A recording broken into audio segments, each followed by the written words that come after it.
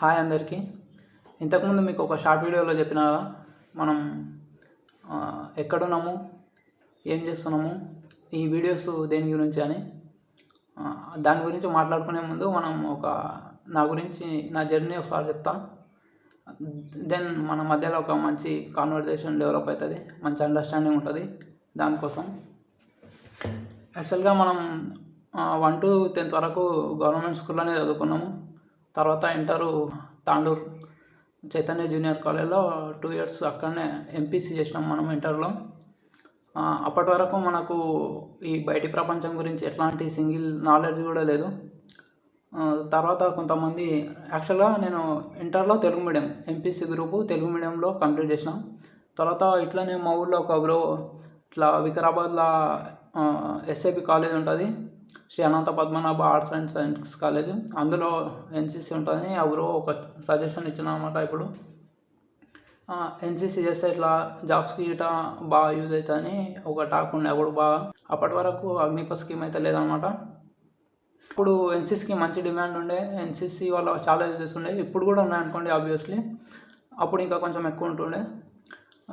చేస్తే బాగానే ఉంటుంది అని మనం ఎస్ఏపి కాలేజ్లోనే చేస్తే డిగ్రీ అని ఫిక్స్ అయినాం అనమాట. ఇంకోటి ఏంటంటే ఈ తెలుగు మీడియం తీసుకుంటే ఫ్యూచర్లో అన్ని జాబ్స్కి మనం తెలుగు మీడియంలో ఎగ్జామ్స్ అయితే ఉన్నాయని ఒక ఐడియా అయితే ఉండే. ఇంగ్లీష్లో అయితే అన్ని ఎగ్జామ్స్ సెంట్రల్ జాబ్స్ ఇటా ఇంగ్లీషు హిందీలో ఉంటుండే కాబట్టి ఇంగ్లీష్ మీడియం తీసుకుంటే బాగా హెల్ప్ అవుతుందని, ఫ్యూచర్లో బాగా మంచిగా ఉంటుంది ఫ్యూచర్ అని అనుకుంటే నేను. దెన్ మనం ఎస్ఐపి కాలేజ్లో యాక్చువల్గా ఇంటర్లో ఎంపీసీ చేసినాం కాబట్టి ఆబ్వియస్లీ డిగ్రీలో అయితే దాని త్రూ ఏ సబ్జెక్ట్ ఉందో అదే చేయాలనుకుంటాం. ఇంటర్లో ఎంపీసీ ఉంటే డిగ్రీలో ఎంపీసీఎస్ ఉంటుంది కంప్యూటర్ సైన్స్, ఇంకా ఎంపీసీ ఉంటుంది బీఎస్సీ కంప్యూటర్ సైన్స్. అయితే బీఎస్సీ కంప్యూటర్ సైన్స్ మనం ఇంగ్లీష్ మీడియంలో ఇంటర్ వరకు తెలుగు మీడియం ఉండి ఆఫ్టర్ ఇంటర్ తర్వాత ఇంగ్లీష్ మీడియంలో డిగ్రీ చేసినాము.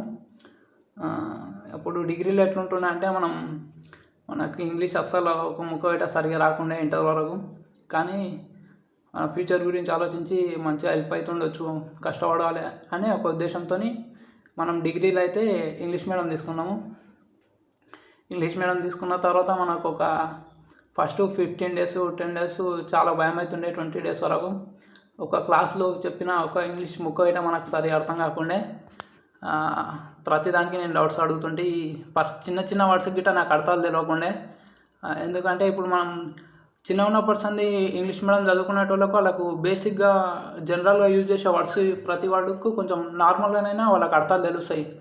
మనం ప్రతిదీ తెలుగు మీడియంలో చదువుకుంటూ వచ్చింటాం కాబట్టి మనకు మొత్తం అది ఇంగ్లీష్లో వర్డ్ ఒకటి ఉంటుంది, దానికి తెలుగులో మనకు అర్థం తెలిసినట అది ఇంగ్లీష్లో దాన్ని ఇట్లా అంటారు, తెలుగులో ఇది ఉంది దీన్ని ఇట్లా అంటారు అన్న ఐడియా మనకు ఉంటుంది. ఒకవేళ అది టాపిక్ మనకు తెలిసినట మనకు స్టోరీ అదంతా ఏం అర్థం కాదనమాట. అట్లా అవుతుండే. మస్తు చాలా భయమైండే నాకు అప్పుడు. తర్వాత కొన్ని రోజులు ఆలోచించిన, ఇక ఎంపీసీఎస్ అనేది ఇంగ్లీష్ మీడియంలో మాత్రమే ఉంటుంది కోర్సు, తెలుగు మీడియంలో అయితే ఉండదు. తెలుగు మీడియంలోకి అయితే పోదాము, ఎంపీసీలకు జంప్ అవుదామని అనుకుంటుంటే నాకు చాలా భయం అవుతుండే. ఎందుకంటే అప్పటి వరకు మనది ఒక సబ్జెక్ట్ ఇట్లా బ్యాక్లాగ్ లేదు, ఇంటర్ వరకు ఎప్పుడు ఫెయిల్ కాలేదు, ఇప్పుడు ఫెయిల్ అవుతామేమో అన్న భయం అయితే మస్తు ఉంటుండే. ఇంటర్ డిగ్రీలో మనం ఎంపీసీఎస్ నుండి ఎంపీసీలో కోసం తెలుగు మీడియంలో ఉంది కదా అని అనుకున్నాను నేను. తర్వాత ఆలోచించిన ఒకసారి ఎట్లా అంటే ఇప్పుడు నాకు 10th వరకు నేను తెలుగు మీడియమే. ఆ 10thలో అందరూ 10th అయిపోయిన తర్వాత ఎట్లా అంటారంటే ఇప్పుడు ఇంటర్లో ఏ గ్రూప్ టఫ్ అంటే ఎంపీసీ బైపీసీ టఫ్ అని అంటున్నారు అప్పుడు అప్పుడు నాకు మ్యాథ్స్ అంటే కొంచెం బాగా ఇంట్రెస్ట్ ఉంటుండే కాబట్టి ఏం కాదు చూద్దాము ఏం టఫ్ ఉంటుందని చేసిన తర్వాత ఇక ఒక 1 month కొంచెం అట్లా అనిపించింది. తర్వాత నార్మల్గానే అనిపించింది. నేను డిగ్రీలో అయితే అట్లే ఆలోచించాను అనమాట. ఇది ఇట్లా ఇంగ్లీషు ఒక ఫస్ట్ కొత్త కాబట్టి ఇట్లా భయం అవుతున్నట్టుంది, చూద్దాం ఒక 2 months 3 months వరకు కంటిన్యూ చేస్తే పాజిటివ్గానే ఉండొచ్చు, ఇది ఇట్లా ఏం లేకపోవచ్చు, మనం కొత్తలో ఉన్నాం కాబట్టి ఇట్లా భయం అవుతుంది అని అనిపిస్తుండే. దెన్ అట్లే కంటిన్యూ చేసినాము. సెమ్ముల్లో అయితే దగ్గరకు వస్తుండే, మనకైతే సబ్జెక్ట్ ఏం అర్థం కాకుంటుండే, మొత్తం ఇంగ్లీష్ టు ఇంగ్లీష్ ఉంటుండే. ఇక ఫస్ట్ సెమ్ అయితే మొత్తం బట్టి కొట్టినాం అనమాట. ఎట్లయినా పాస్ అవ్వాలని బాగా బట్టి అయితే కొట్టి పాస్ అయినాం. దెన్ ఫస్ట్ ఇయర్ ఫస్ట్ సెమ్లో మనకు 80%తో మనం పాస్ అయినాం. తర్వాత second year first year second sem అప్పుడు ఈ కానిస్టేబుల్ నోటిఫికేషన్ 2022 ఇదైతే ఉందో ఆ కానిస్టేబుల్ నోటిఫికేషన్ అయితే వచ్చింది. మనం దానికి ఏం గట్టిగా ప్రిపేర్ అయ్యి పక్క ప్లానింగ్ మీద అయితే లేము. మాకు నోటిఫికేషన్ వస్తుంది అని ఇవన్నీ అంత ఇప్పుడు వస్తుంది ఇదంతా ఐడియా అని ఏం లేదు, గైడెన్స్ లేదు. ఫైనల్గా ఒకరోజు నోటిఫికేషన్ అయితే వచ్చింది. తర్వాత నార్మల్గా మనం కొన్ని బుక్స్ ఇక్కడ చిన్న ఇన్స్టిట్యూట్ ఉండే ఆ బుక్స్లో చిన్న బేసిక్స్ అన్నీ కొంచెం బిల్డ్ చేసుకొని చిన్న యూట్యూబ్లో ఎక్కడ కోచింగ్ అయితే తీసుకోవాలి ప్రిలిమ్స్ వరకు ఇట్లా నార్మల్గా బేసిక్స్ అన్నీ చూసుకొని బేసిక్స్ స్ట్రాంగ్గా చేసుకున్నా కొంచెము. తర్వాత మనకు ప్రిలిమ్స్ అయితే జరిగింది. ఆ ప్రిలిమ్స్ యాక్చువల్గా 60 మార్క్స్ కట్ ఆఫ్, ఎందుకంటే యాక్చువల్గా 75 ఉంటుంది కానీ నెగిటివ్ మార్కింగ్ ఉండే 1/5 కాబట్టి 60 మార్క్ కట్ ఆఫ్ ఉండే. అందులో కూడా క్వశ్చన్స్ చాలా తప్పు వచ్చినాయని కేసులు అవి ఇవి నడవడం వల్ల ఫైనల్గా కట్ ఆఫ్ అయితే 50కి తగ్గిండే. ప్రిలిమ్స్ అయితే క్వాలిఫై అయినాం. ఆ ప్రిలిమ్స్ క్వాలిఫై కాకముందే మాకు సెకండ్ సెమ్ జరిగింది. సెకండ్ సెమ్ జరిగినప్పుడు మనం దీనికి ప్రిపరేషన్లో కొంచెం నార్మల్గా దీని సైడ్ ఉండి కొంచెం ఇంటికాడ కొంచెం చిన్న వర్క్స్ ఉండే కాబట్టి కాలేజ్కి సరిగ్గా రెగ్యులర్గా అయితే అటెండ్ కాలేము. దానివల్ల మనకు మొత్తం 5 సబ్జెక్టులు ఉంటే మనకు 2 లాంగ్వేజెస్ తప్ప ఏ వెళ్ళలేవు. 3 బ్యాక్లాగ్స్ పడ్డాయి, 3 సబ్జెక్టులు బ్యాక్లాగ్స్ పడ్డాయి. తర్వాత ఇక మనం ప్రిలిమ్స్ అయితే క్వాలిఫై అయినాము. సెకండ్ ఇయర్కి అయితే వచ్చినాము. బ్యాక్లాగ్స్ 3 ఉన్నాయి అప్పటికి మనకు ఫస్ట్ ఇయర్లో వెనకాల.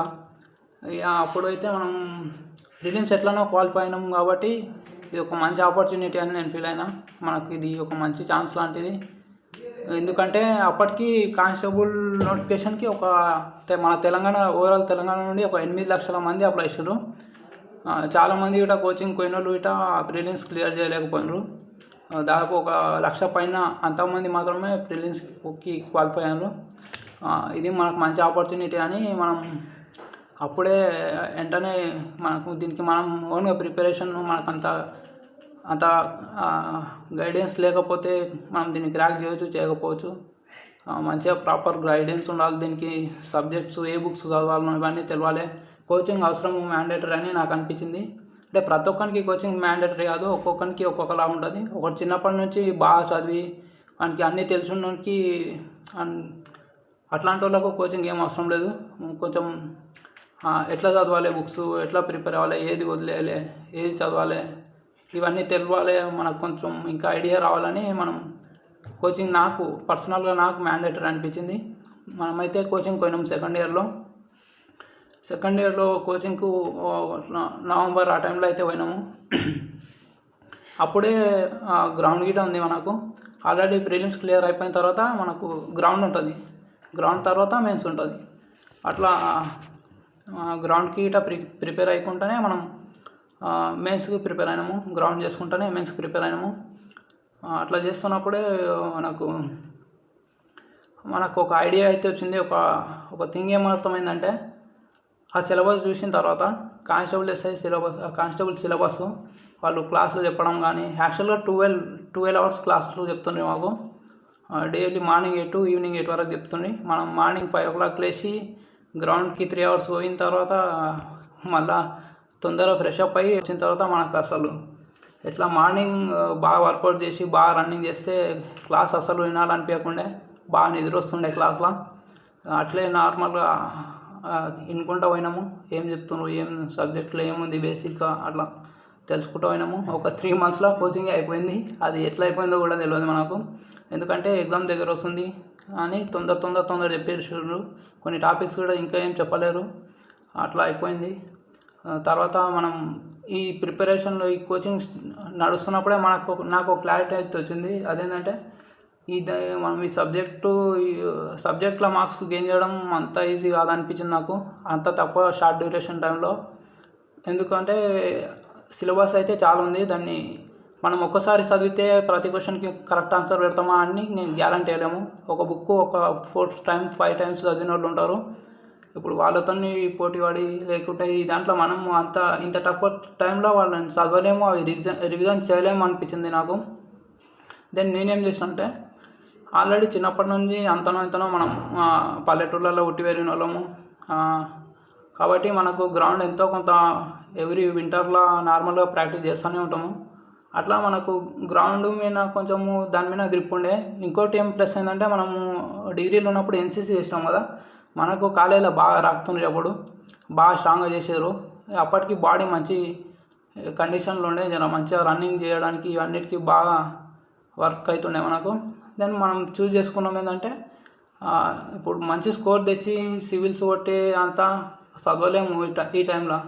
కాబట్టి మనము బాగా గ్రౌండ్ వచ్చి కొట్టి టీఎస్ఎస్పి ఇట్లాంటివి వస్తాయని ఎక్స్పెక్ట్ చేసినాం మనము. కాబట్టి మనం గ్రౌండ్ స్కోర్ గట్టిగా కొట్టాలని ఫిక్స్ అయిపోయినాం అన్నమాట. అప్పుడు ఒక 2 months ఇట్లా టైం ఉండే గ్రౌండ్కి. బాగా గ్రౌండ్ అయితే గట్టిగా ట్రై చేసినాము. 5 minutes 24 secondsలో గట్టిగా కొట్టినాము. 80 marks వచ్చినాయి. 80 marks రావడం అంటే అంత ఈజీ అయితే కాదు. మనం 80 marks స్కోర్ అయితే వేసినాము. తర్వాత అప్పుడే మనకు ఇప్పుడు యాక్చువల్గా మనము డిగ్రీ సెకండ్ ఇయర్లో ఉన్నప్పుడు ఇంటికి కోచింగ్ కోసం అని వచ్చినాం.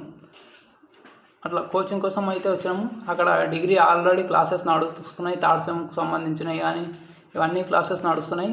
ఇప్పుడు నేనేమో గ్రౌండ్ ప్రాక్టీస్ చేసేటప్పుడు మనం బాగా 80 marks అయితే స్కోర్ చేసినాము. ఇంకా కొంచెం బాగా గట్టిగా చదివితే మనకు జాబ్ రానికే హై ఛాన్సెస్ ఉన్నాయని నేను డిగ్రీని కంప్లీట్గా వదిలేద్దామని ఫిక్స్ అయినా. ఇక అప్పటికి డిగ్రీ థర్డ్ సెమ్ దగ్గర వస్తుంది, ఎగ్జామ్ ఫీజు కట్టుకోమని అంటున్నారని మా ఫ్రెండ్స్ ఫోన్ చేశారు. నేను వాళ్ళకి ఏమన్నా అంటే నేను ఈసారి డిగ్రీ వదిలేస్తున్నారా, ఇప్పుడు నేను వచ్చి మళ్ళీ కాలేజ్కి వచ్చి ఎగ్జామ్స్ అయితే రాయలేను, ఇప్పుడు టైం కూడా లేదు, బాగా చదవాలి, ఇప్పుడు టైం లేదని ఇట్లా అనుకుంటుంటే. కానీ మా ఫ్రెండ్స్ నాతో బాగా బలవంతం పెట్టి వాళ్ళే ఎగ్జామ్ ఫీజు అయితే కట్టినారు.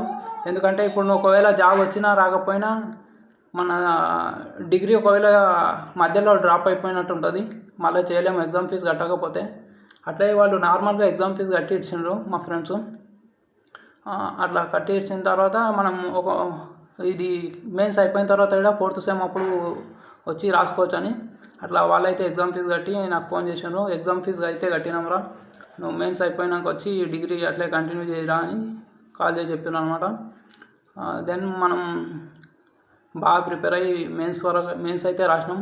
తర్వాత ఏప్రిల్ 30 ఆ టైంకి మెయిన్స్ అయితే జరిగింది, కానిస్టేబుల్ మెయిన్స్. అట్లా ఫైనల్గా అట్లా అయితే ఒక మంచి హెల్ప్ అయితే చేశారు మన దోస్తులు. ఎగ్జామ్ ఫీజు కట్టి మనల్ని డిగ్రీలో డీటెయిన్ కాకుండా అయితే కాపాడినారు అనమాట. తర్వాత మనం మెయిన్స్ ఎగ్జామ్ రాసినాము. ఒకరోజు రిజల్ట్ వచ్చింది. మనకు 2.5, యాక్చువల్గా 125 ఉండే మన డిస్టిక్, వికారాబాద్ డిస్టిక్కి. మనకు ground score plus mains score కలుపుకొని 122.5 మార్క్స్ వచ్చింది. 2.5 మార్క్స్తో మనకు అప్పుడు జాబ్ అయితే మిస్ అయిందనమాట. అప్పుడు ఇంకా 2 months తర్వాత మనకు 4th సెమ్ అయితే వచ్చింది. అప్పటికి మనకు వెనకాల ఆల్రెడీ ఫస్ట్ ఇయర్లో 3 sems బ్యాక్లాగ్స్ ఉన్నాయి. మనం సెకండ్ ఇయర్ థర్డ్ సెమ్ అయితే అసలే రాయలేము, ఖాళీ ఎగ్జామ్ ఫీజు కట్టి ఇచ్చిపెట్టినాము. ఇప్పుడు థర్డ్ సెమ్ 4th సెమ్ రెండు ఒకటేసారి రాసుకోవచ్చు. మళ్ళీ ఎగ్జామ్ ఫీజు కట్టినాము, థర్డ్ సెమ్ 4th సెమ్ రెండు ఒకటేసారి రాసుకోవచ్చు అని. రెండు ఒకటేసారి రాసినాము. మనం అప్పటికి ఇంకేం చదవలేము, డైరెక్ట్ వచ్చి కొన్ని బుక్స్ తీసుకున్నాము. 2 సెమ్లు ఒకటేసారి రాసినాము, ఈవినింగ్ మార్నింగ్ ఇట్లా. లేకుంటే ఈరోజు ఒక ఎగ్జామ్ ఉంటే రేపు ఇంకో ఎగ్జామ్ ఒక ఇయర్ది. ఇప్పుడు ఈరోజు థర్డ్ సెమ్ది ఉంటే మధ్యాహ్నం 4th సెమ్ది, లేకపోతే మధ్యాహ్నం 4th సెమ్ది ఉంటే పొద్దుగాల థర్డ్ సెమ్, ఇట్లా ఎగ్జామ్స్ ఉంటుండే అన్నమాట. ఒకటి ఉంటుండే, ఎందుకంటే మనం థర్డ్ సెమ్ ఎగ్జామ్ రాయలేము కదా, అట్లా ఉంటుండే. దానివల్ల ఇట మనం అంత తక్కువ టైంలో వచ్చి ఇక్కడ డిగ్రీ అన్ని సబ్జెక్ట్స్ అయితే మనం వెళ్ళలేవు, క్లియర్ కాలేవు సెమ్ములు అయ్యి. మళ్ళీ థర్డ్ సెమ్లో 3, 4th సెమ్లో 2 పడ్డాయి. 5 సబ్జెక్టులు అయినాయి సెకండ్ ఇయర్లో. ఆల్రెడీ ఫస్ట్ ఇయర్లో సెకండ్ సెమ్లో థర్డ్ సెమ్లో 3 సెమ్లు బ్యాక్లాగ్స్, 3 సబ్జెక్టులు బ్యాక్లాగ్లు. ఈ సెకండ్ ఇయర్లో 5 సబ్జెక్ట్స్. మొత్తం మనకు సెకండ్ ఇయర్ వరకు 8 సబ్జెక్ట్స్ బ్యాక్లాగ్స్ ఉన్నాయి. ఇంకా కాలేజీలో పెట్టే సెక్స్ ఒక 2 వరకు ఉన్నాయి. మొత్తం 10 అయినాయి. సెకండ్ ఇయర్ వరకు మనకు మొత్తం అన్నీ 10 వేసుకున్నాం వెనకాల బ్యాక్లాగ్స్. ఇక మనం 5th సెమ్ అయితే ఎటు పోలేము. ఇక 2.5 మార్క్స్ అని జాబ్ అయితే పోయింది. అప్పుడు నా మైండ్లో ఒకటే ఉండే, ఎట్లాగో జాబ్ అయితే పోయింది. యాక్చువల్గా ఇంకో విషయం ఏంటంటే, మనం మీకు చెప్పిన కదా ఎన్సీసీ ఉందని వచ్చినాం. నేను ఎప్పుడైతే కానిస్టేబుల్ కోసం కోచింగ్ పోయినానో అప్పుడే ఇక్కడ ఎన్సీసీ సర్టిఫికేట్ కోసం ఎగ్జామ్ అయితే జరిగింది. బి సర్టిఫికేట్ కోసం సెకండ్ ఇయర్లో ఉన్నప్పుడే ఎగ్జామ్ జరుగుతుంది. ఆ ఎగ్జామ్కి ఇట మనం అటెండ్ కాలేదు. మనం కంప్లీట్ ప్రిపరేషన్లోనే ఉన్నాము. ఎటు పోవద్దని సిటీలోనే ఉండి ఇటు అయితే రాలేదు. దానివల్ల మనం ఎన్సీసీ బి ఎగ్జామ్ ఇట రాయలేము. తర్వాత 5th సెమ్కి అయితే మంచిగా కాలేజ్ పోయినాము. అందులో మనకు 80%తో 5th సెమ్లో 80%తో పాస్ అయినాము. ఇవి ఇట బ్యాక్లాగ్స్ పడడానికి మెయిన్ రీజన్ ఏంటంటే మనం యాక్చువల్గా ఇంగ్లీష్ మీడియం కాదు, మనకు ఎట్లా చదవాలో అంత ఐడియా లేకుంటుండే. తర్వాత యూట్యూబ్లో కొంతమంది మంచి గైడెన్స్ దొరికింది మనకు. కొన్ని ఛానల్స్ ఉన్నాయి.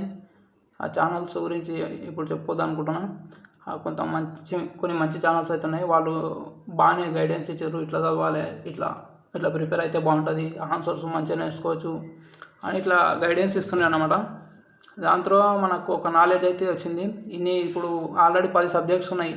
ఇప్పుడు 5th సెమ్ అప్పుడైతే మనకు బ్యాక్లాగ్స్ రాయడానికి ఛాన్సెస్ లెఫ్ట్.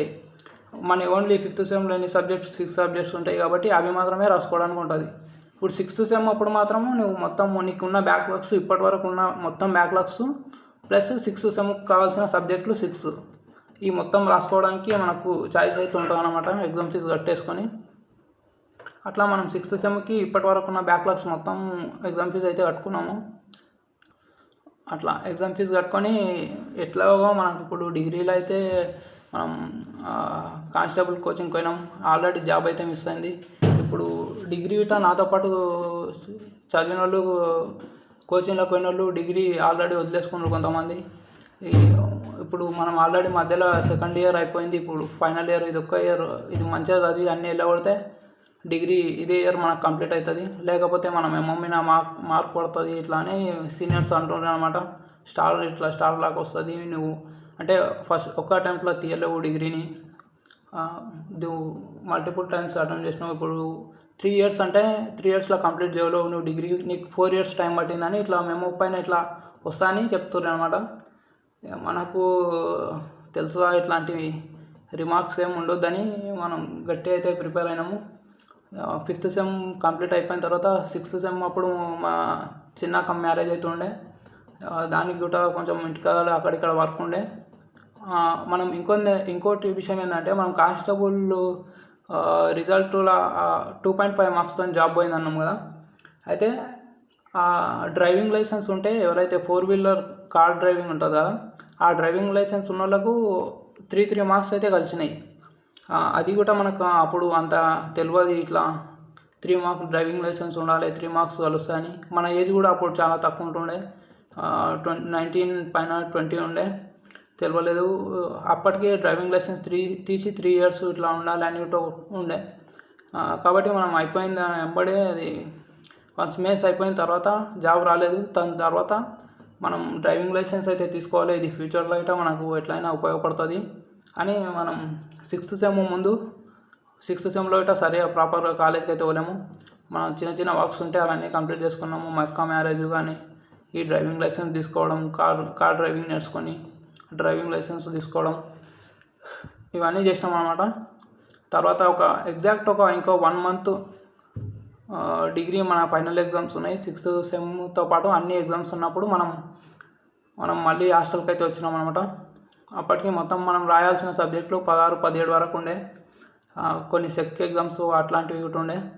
అవి మనకి వింత ఏంటంటే మనల్ని కాలేజీలో జరిగే ప్రాక్టికల్ ఎగ్జామ్స్లో ఇటా ఫెయిల్ చేసారు మా సార్ వాళ్ళు. ఫిజిక్స్ కొన్ని అట్లా చేసారు మనకు.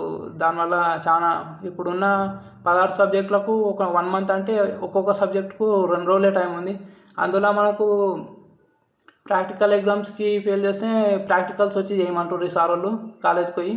దానికి ఒక 1 డే 2 డేస్ అట్లా పోతుంటుండే. అట్లా మనకు కొద్దిగా మనకున్న సబ్జెక్ట్స్కి టైం అనేది తగ్గిపోతుండే. కానీ మనకు మైండ్లో ఉన్నది ఏంటంటే అప్పటి వరకు మనం ఎట్లాగో జాబ్ అయితే పోయింది, మనం ఇక్కడికి వచ్చింది, వికారాబాద్కి వచ్చింది ఎన్సీసీ చేయాలి అని వచ్చినాం. ఎన్సీసీ ఎగ్జామ్ మీద మనం రాయలేము. ఇప్పుడు కనీసం డిగ్రీ ఈసారి తీసుకోవాలి ఖచ్చితంగా. డిగ్రీ తీసుకొని నెక్స్ట్ సారి నోటిఫికేషన్ మళ్ళీ స్టేట్లో పడితే కానిస్టేబుల్ ఎస్ఐ గట్టిగా ప్రిపేర్ అయ్యి కొట్టాలి. ఎందుకంటే అప్పుడే 2025లోనే నోటిఫికేషన్ వస్తుందని ఉండే. మళ్ళీ మనకు ఒకవేళ ఇది డిగ్రీ సర్టిఫికేట్ లేకుంటే మనం ఎస్ఐ రాయలేమో అని ఒక భయం ఉండే. కాబట్టి ఎట్లయినా ఈ అన్ని సబ్జెక్ట్స్ రెగ్యులర్ ఒక 6 సబ్జెక్ట్స్, బ్యాక్లాగ్స్ ఉన్న 10 సబ్జెక్ట్స్, ఒక సెక్ ఎగ్జామ్ అన్ని 17 ఎట్లయినా క్లియర్ చేయాలని బాగా గట్టి అయితే కూర్చున్నాము. ఒక్కొక్క రోజు 2 గంటలు 3 గంటలు అనుకున్న రోజులు కూడా ఉన్నాయి. అట్లా గట్టిగా ప్రిపేర్ అయితే మనము డిగ్రీ ఫస్ట్ అటెంప్ట్లోనే క్లియర్ చేసినాము అందరితో పాటు. మా క్లాస్లో అప్పటి వరకు ఉన్న స్ట్రెంత్లో 60 మెంబర్స్లో ఒక 15 మంది 20 మంది ఇట మొత్తం డిగ్రీ క్వాలిఫై కాలేరు 2024లో.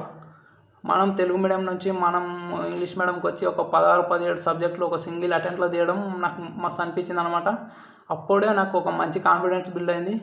మనం ఓవరాల్గా చూసుకుంటే మనం డిగ్రీ 75%తోనే అయితే కంప్లీట్ చేసినాము. వితౌట్ ప్రాపర్గా కాలేజ్ కూడా పోలేము మనము. ఫస్ట్ సెమ్ ఒక్కటి అండ్ 5th సెమ్ ఈ 2 సెమ్లకు కాలేజ్కి రెగ్యులర్గా పోయినాము.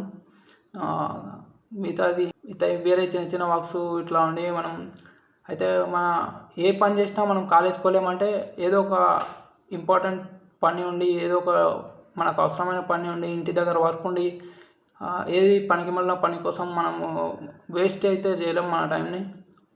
మ్యాండేటరీ ఇది ఖచ్చితంగా చేయాలి మనము అనుకున్నప్పుడే మనం కాలేజ్కి అయితే పోలేము.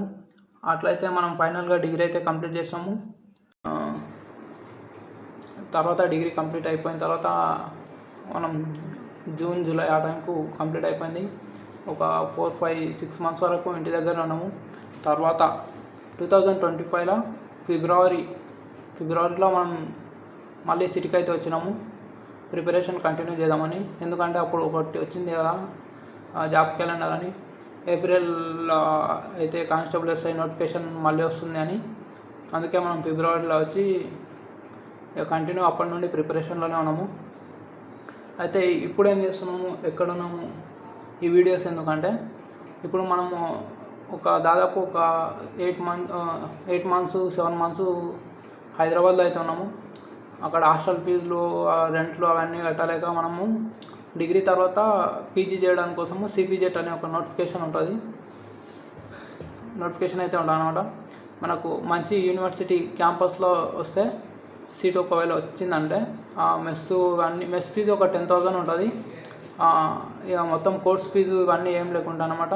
అది మంచి ర్యాంక్ వస్తే మనమైతే డిగ్రీలో చేసినట్టు ఎంపీసీ ఇట్లాంటి సబ్జెక్ట్స్ ఏం తీసుకోలేదు. ఎందుకంటే మనకు ఎంపీసీ త్రూగా మనం ఎంపీసీఎస్ ఈ కంప్యూటర్స్ అని తీసుకొని మనం ఫ్యూచర్లో మన లైఫ్ అట్లా రన్ చేయాలనుకుంటారేమో.